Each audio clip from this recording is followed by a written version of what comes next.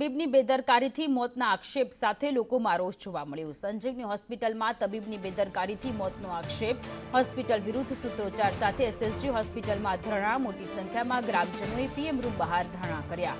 ડોક્ટરે ગંભીર બેદરકારી રાખી હોવાના પરિવારજનોનો આક્ષેપ છે। જન્મતાની સાથે બાળકનું મોત થયું। 4 દિવસ પછી માતાનું પણ મૃત્યુ થયું। પ્રસૂતિ બાદ માતા પુત્રના મોત નિપજતા ગ્રામજનોનો હોબાળો। કપુરાઈ પોલીસે ફરિયાદ દાખલ ન કર્યાનો ગ્રામજનોનો આક્ષેપ।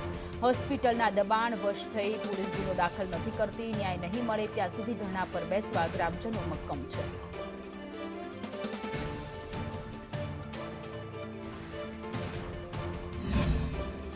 બ્લીડિંગ વધારે થવાને કારણે અહીંયા રિફર કરીએ છીએ। તો સવારમાં જે 5 વાગ્યા 5 થી 10 વાગ્યા અહીંયા રિફર કર્યા। એ 5 કલાકમાં એ લોકોએ શું કર્યું?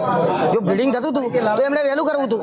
જ્યાં સુધી અમને ન્યાય નહીં મળે, હોસ્પિટલને સીલ નહીં વાગે, પોલીસ એફઆઈઆર દાખલ નહીં કરે ત્યાં સુધી અમે જવાના નથી। મારા બાકરોલ ગામજનોની આજે દીકરી ગુમાઈ ગઈ છે, મને એ મન દુઃખ છે।